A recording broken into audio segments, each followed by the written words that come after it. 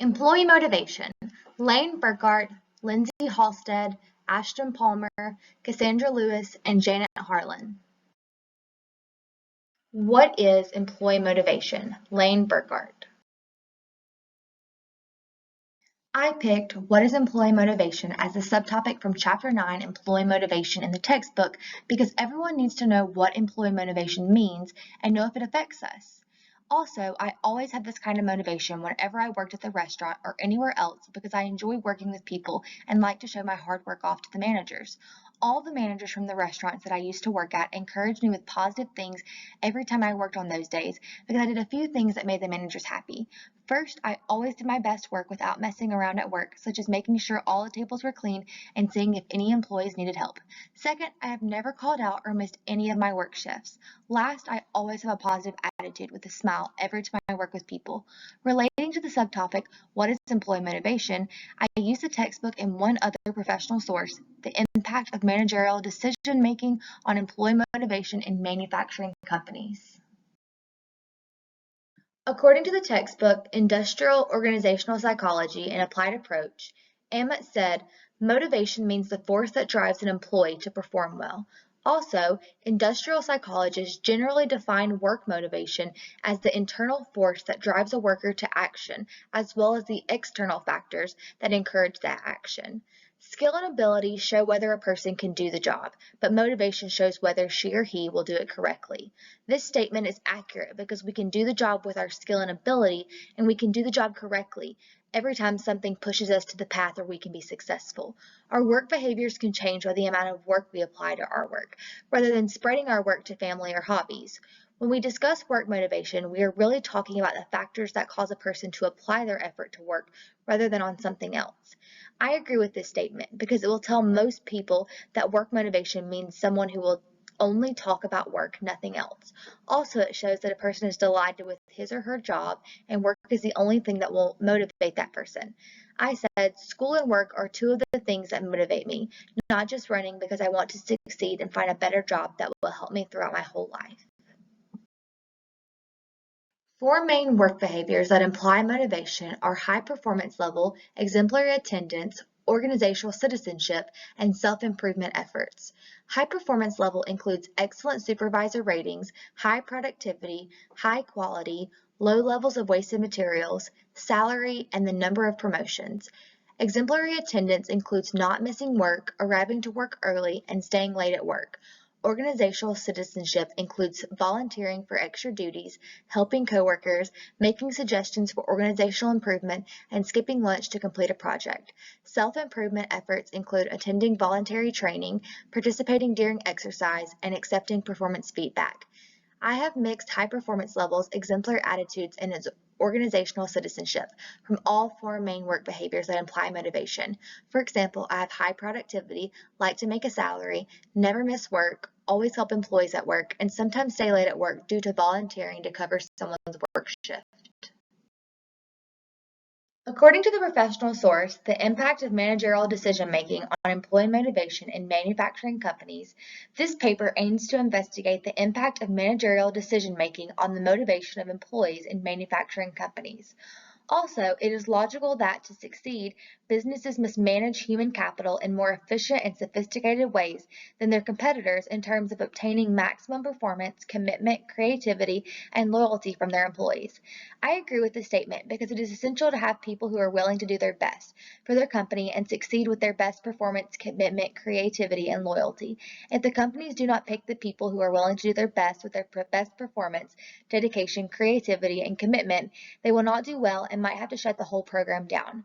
Bratos and Sioka addressed motivation directly in the study, who claimed that to motivate all members of their labor force in the most efficient way, an organization must improve the lives of employees by modeling human behavior at work and facilitating social access among employees. Also, Bratu and Sioka suggested game theory as an approach that managers can use in practice to identify strategies suitable for a working group of employees to increase welfare and productivity. I like their idea of game theory for motivation because it's supposed to see what methods would work for a working group of employees who are getting more welfare and productivity. The conclusion for the motivation from the textbook Industrial Organizational Psychology: An Applied Approach is that a person should always have inspiration for anything, especially a job.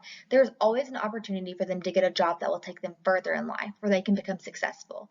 In addition, employees will be highly motivated if they have a personality that predisposes them to being motivated, their expectations have been met, the job and the organization are consistent with their values, the employees have been given achievable goals, the employees receive feedback on their goal attainment, the organization rewards them for achieving their goals, the employees perceive they are being treated fairly, and their coworkers demonstrate a high level of motivation. The conclusion for the motivation from the article The Impact of Managerial Decision-Making on Employee Motivation in Manufacturing Companies is that the managers of manufacturing companies' decision-making, behavior, and management style affected the employee's job satisfaction and motivation. Diskian also focused on the sub-issue of the influence of managerial decision-making on the employee in terms of motivation. Their research conducted in Lithuania showed that the results varied considerably depending on age, gender, and other characteristics. That statement is interesting because this research showed that the results are mixed on managerial decision-making influence. The factor and benefit that affects employees most is motivation, which leads them to higher work performance. This statement is accurate because motivation does lead the employee to higher and better work performance if they want to succeed and have a better life. The financial rewards, wages, career progression, and work are critical motivating factors from this article. The supervisor would influence the respondent's work motivation if the decisions and approach change. Also, it would be interesting in the future to follow up on this research by conducting the same survey at a public institution and compare the results obtained with the present results to determine if the motivating factors differ significantly among diverse sets of conditions. From that statement, I think it would be a fantastic idea to keep this research and carry the same survey at a public school and compare the current results with the recent outcomes to decide if the motivating factors have changed remarkably between conditions' diverse sets. If not, they will never know if the motivating factors have changed remarkably between conditions, various sets for the motivation in this article, the impact of managerial decision-making on employee motivation in manufacturing companies.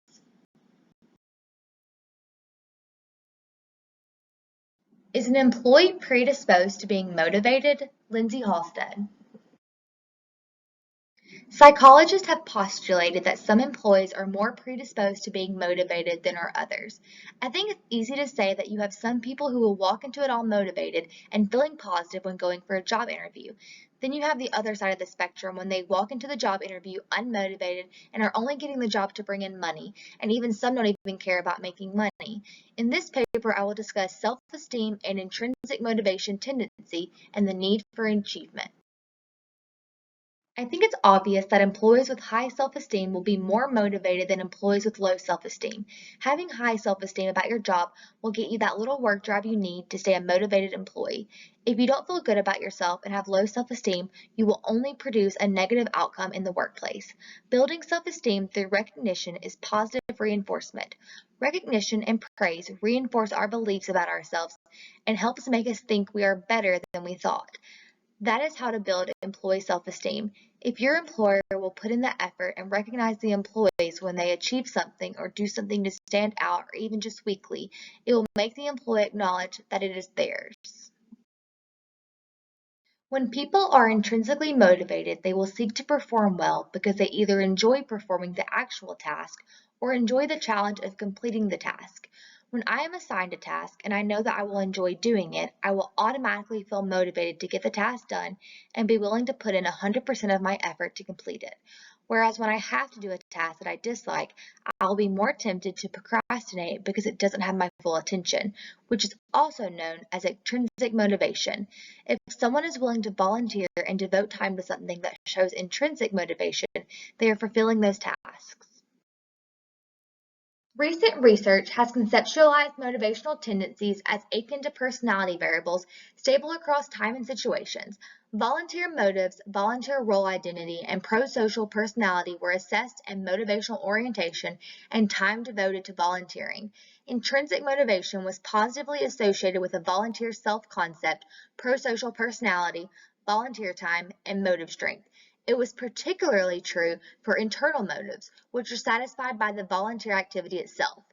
Extrinsic orientation was most closely associated with external motives, specifically career aspirations, which require an outcome separate from the volunteer work to be fulfilled. The study was the first to consider constructs from the prevailing conceptual view of the volunteer process in the context of motivational orientation. The wider theoretical perspective offers insight into the human behavior beyond volunteerism. Employees who have a strong need for achievement are motivated by challenging jobs and over which they have some control. In contrast, employees who have minimal achievement needs are more satisfied when jobs involve little challenge and have a high probability of success. Achievement is something employees do, like reaching a goal or accomplishing something new. Managers help foster a need for achievement in their employees because it can mean performance improvement, increased productivity, and employee retention.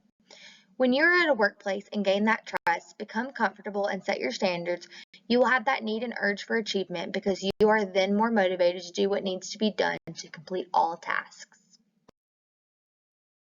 If you bring it back to the original question, is an employee predisposed to being motivated? I think you could almost say yes and no. After researching this topic, I have learned that you are more likely to be a motivated employee when you are getting a job that you thoroughly enjoy or assigned a task of your liking. If you are forced upon a job or have to do something you aren't fond of, then you aren't going to be predisposed to being motivated because you don't want to achieve anything. I think self-esteem is a big thing towards being an employee predisposed to being motivated, because if your self-esteem is good, you are more willing to work and put out better work ethics. In the end, I think the majority of employees are predisposed to being motivated because most are going to get a job of their interest. Have the employees' values and expectations been met? Ashton Palmer. Employee satisfaction is the extent to which an individual is happy with their job and its role in their life. For most individuals, their daily routine involves waking up, working at their employer's place of business, managing daily tasks, and then experiencing the rest of their day. In early March 2020, the World Health Organization declared COVID-19 a pandemic, putting at risk the health routines, jobs, and incomes of millions of people worldwide. Although many organizations have faced challenges adjusting to work since COVID-19, the lessons learned will bring about positive changes in employee and employer mindsets. In this paper, I will describe the changes in job expectations, job characteristics, the needs, values, and wants of employees since the coronavirus pandemic. In discussing job expectations, an employee should understand why their job exists, where their job fits in the organization, and how their responsibilities link to organization and department objectives. An inconsistency between what an employee expects from a job and what the job entails can harm incentive and satisfaction. Due to the measures that had to be taken to contain the impact of the coronavirus pandemic, many employees are not just doing their jobs, but transforming their job routines. For many companies, coronavirus is eliminating the tasks that some employees usually do. There are no clients to consult, no trips to book, no students to teach, no concerts to perform and organize, no products to deliver, and no new data to input. Eliminating positions is one possible response to this shift. Another possible answer is for employees, together with their managers and coworkers, to rearrange work and take on different responsibilities. Currently, 71% of Americans are working remotely from home or in an away from office setting. Employees have had to adjust to doing their everyday daily work tasks from an unfamiliar work setting, potentially having distractions from children, animals, or other family members. The majority of individuals are now working in settings that the company did not initially discuss during their start. Employees as well as employers have had to adjust their expectations to maintain job satisfaction. While the coronavirus pandemic has temporarily changed how many workers do their job, whether in person or at home, it has significantly reshaped the work culture for most employed adults moving forward. The job characteristics theory is defined as employees desire jobs that are meaningful, provide them with the opportunity to be personally responsible for the outcome of their work, and provide them with feedback of the results of their efforts. According to this theory, allowing employees to use various skills and connect their effort with an outcome will lead to a more motivated employee. Unfortunately, many employees had to limit the scope of their previous work, and for some, such as healthcare workers, the results of their efforts have not been a positive outcome. It has led to many employees being severely unmotivated to continue working in their current field. Many other workers have been laid off from their job and have had to seek new employment that may not be as fulfilling to them as their previous jobs. Unfortunately, employees cannot avoid this unexpected event, and these individuals will have to find new things that motivate them temporarily. A discrepancy between what an employee needs, values, and wants can also lead to low motivation levels. According to Maslow, 5 conditions need to be met for an individual to enjoy as well as succeed at their job: biological, safety, social, ego, and self-actualization. Biological needs are easy to meet, as it entails an individual having any job at all, even if this job is unsafe. Safety needs are slightly more challenging to complete, as once an employee has a position that can provide them enough to have shelter and food, they no longer care to work in an unsafe environment. Employees can meet social needs by forming relationships and feeling needed by their peers. This particular need has become harder to meet as the coronavirus pandemic caused most workers to have zero contact with their coworkers. Employees who have ego needs have been recognized and praised for their hard work and commitment to their job. Self-actualization needs are the highest in Maslow's hierarchy because an employee may begin to feel unmotivated if there is nowhere to move upwards within their current position. COVID-19 has caused many individuals to reevaluate their personal priorities involving their needs, values, and wants from their employer. It has resulted in many employees finding new work throughout the pandemic. Due to the onset of COVID-19, people have had to reflect on many aspects of their employment. It has led many companies to realize that their employees function better in a work-from-home environment, and moving forward, keeping this available leads to happier employees, but could also lead to lower overhead costs. Despite the chaotic changes in the past year, 44% of remote employees indicate that they are happier to have their job now than before the outbreak. The development of emotional connections between employees and their workplace post-COVID will lead to lower employee turnover, improved productivity, and increased motivation, leading to a happier and healthier workplace altogether. Employee motivation and operant conditioning. Cassandra Lewis. Employee motivation is a multifaceted topic that has roots in operant conditioning, also known as operant learning. This type of learning is seen in everyday life, but businesses can also use companies to sculpt employees' behaviors.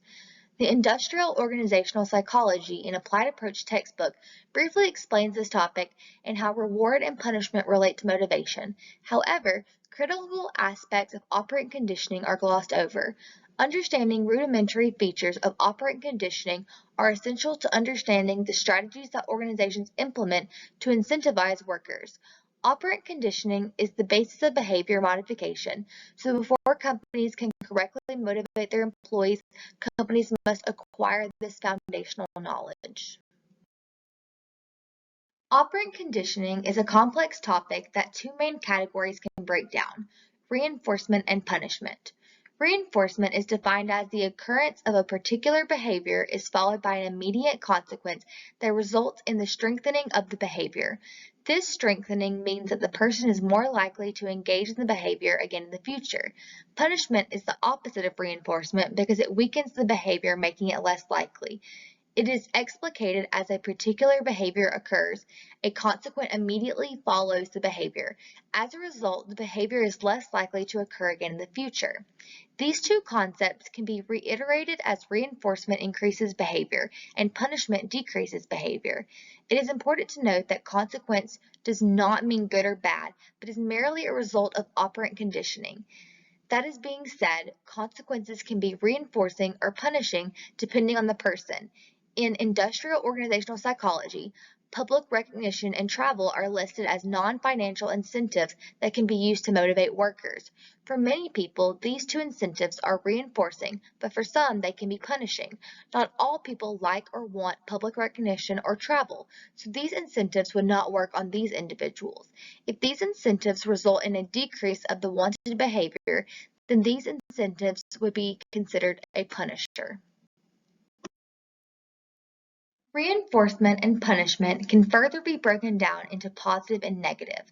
Like consequences, positive and negative do not mean good and bad. Instead, positive means you are adding something and negative means you are taking something away. We know that reinforcement increases the behavior, so positive reinforcement means something wanted added to increase behavior. It is the primary type of reinforcement seen in companies with recognition, bonuses, benefits, and prizes. Negative reinforcement is where something unwanted is removed to increase behavior. It can be a supervisor nagging or badgering employees to reach a specific goal. When the goal meets, the badgering is removed. Positive punishment is where something unwanted is added to decrease behavior. Things like spanking or hitting fall into this category, but this can also be non-physical punishment like verbal reprimands. For negative punishment, something wanted is removed to decrease behavior. It can remove incentives when an undesirable behavior is displayed or get less pay if you do not reach a production goal. Punishment is not as effective as reinforcement. In behavior modification, punishment is seen as a last result for helping correct problematic behaviors, so reinforcement should always be used first. Essential details of operant conditioning that the Industrial Organizational Psychology and Applied Approach textbook covered are timing of incentive, contingency of consequences, and type of incentive used. Both timings of incentive and contingency of consequences need to be considered for both reinforcement and punishment. Timing of incentives, also called contiguity, is the gap in time between a behavior and its consequences. Essentially, the shorter the gap, the faster learning occurs. Contingency is a correlation between a behavior and its consequence. It can also be considered an if-then statement. If I do this, then this will happen. Companies need to consider when using incentives or even punishment because learning is less likely to occur if the link between the behavior and consequences is not made. The type of incentives used also plays a role in reinforcement. Not all reinforcers are equal, so a reinforcer's characteristics are important. These can vary in size and quality, with a large reinforcer generally being more effective than a small one, and a higher quality reinforcer being preferred. Going back to the travel incentive, would you work overtime, weekends, and holidays for the chance to go on a short local trip or an all-expense-paid trip to Hawaii? A more common example would be pay.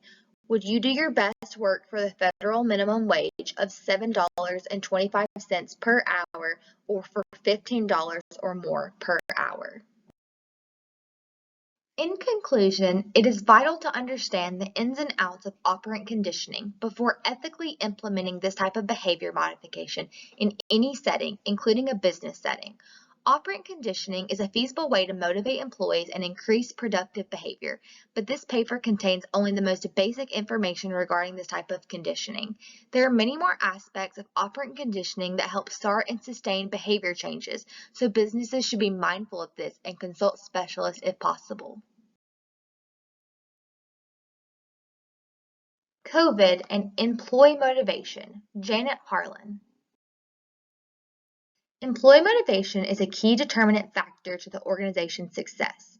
Employee motivation is determined by employee commitment, energy, and drive to complete their everyday task. Also, individual enthusiasm and creativity level engaged in the daily employee activities help define the individual's level of motivation towards the organization's goals. Lack of employee motivation can be pretty devastating to the wellness of the organization's performance and employee performance. Reduced or lack of motivation at work leads to reduced individual productivity, leading to underutilization of resources.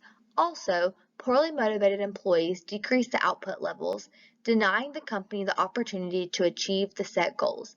Individual psychological health and wellness count significantly to the employee's enthusiasm and creativity in their daily task. The individual's work perception is the key factor that helps them maintain their productivity levels at maximum. With the onset of COVID-19 pandemic, fear has engulfed and intensified the anxiety levels in most workstations, causing reduced employee motivation. Reduced employee motivation may lead to increased employee turnover, reduced creativity, and thus poor performance. As compared to the previous years, the onset of COVID-19 has greatly devastated organizational performance due to its effects on the employees' mental wellness. The COVID-19 pandemic has caused increased fear, stress, and anxiety levels among the employees. Also, the impacts of the losing loved ones, isolation, and loss of income have intensely triggered the global community's mental health. Workers from the different organizational industries are affected differently based on the demands of the jobs. The fear of contracting the virus is among the key aspects that have demotivated the overall employee performance. Also, the massive deaths worldwide are another critical factor that has caused intense anxiety among the employees. The increased closure of organizations due to lack of stability during the economic crisis period has aggravated the intensity of fear among the employees due to lack of income source. The fear of the unknown about tomorrow's business outcomes in the various industries continues to worry most of the employees. The lack of sufficient income to provide for the family's needs is another factor that has rendered employees demotivated, as most organizations have reduced salaries and wages. The rise of economic expenses during the pandemic is also another factor to stress on as employees. Organizations need to reform their organizational culture and redefine their perception of employee engagement to improve employee experiences at work and ensure maintained motivational levels. As employees strain to adjust to the new normal socially, psychologically, and economically, the different organizations need to increase employee motivation to keep the organization stable even in crisis times. Organizations need to create a more improved sense of belonging. Through increased levels of communication, organizations can develop COVID-19 task approaches that include focus groups. The focus group approach would help reach out to employees and inform them of the COVID-19 impacts and develop measures to cope and adjust quickly. Through the guidance provision, the organization confirms its value for the employees through compassionate and empathetic reactions to their concerns. The company may also adjust to working from home to ensure better safety in dealing with their fear. Also, companies need to improve teamwork and collaboration at work to ensure ease in problem solving in times of crisis. Through the enhancement of the social engagement tools, the management would work to solve isolation as employees work from home. In the quest to improve employee engagement in the organization, the leaders need to encourage feedback and include employees in the decision-making platforms to consider their needs. In such tough economic times, organizations need to recognize and sufficiently reward efficient performance at work to ensure employee motivation despite financial constraints. Also, leaders need to regularly offer encouragement to the employees by reminding them of their importance to the company. It would help employees change their perception about work in such times. Through the opportunities provision to grow professionally and personally, the organizations will have reacted to the employees' psychological needs. With the businesses slow down and reduce commuting, leaders need to engage the employees through online classes to expand on their talents and skills and increase creativity. Through such means, employees' spare time would ensure relaxation and mental health. Organizational management leaders need to develop and implement counseling approaches to ensure the employees' psychological needs are effectively handled. The provision of psychological helplines would help the employees suffering from anxiety issues to prevent complicated stages that may lead employees to suicidal thoughts. Mentoring, creative thinking, and intelligent innovations at work would also ensure occupied workers, thus motivating them to think positively through the crisis period. Also, the strategy would ensure the employees remain calm and positive through uncertain periods of time. With the COVID-19 pandemic, the new normal for the global economy, organizational leaders need to help employees adjust to the crisis more efficiently. Employers need to act as the foremost source of stability to their employees by developing and establishing conducive work environments. The motivational strategies employed to bolster employee enthusiasm would adequately ensure maximized productivity throughout the volatile period. The leaders need to prove their loyalty and value for their employees to improve employee performance.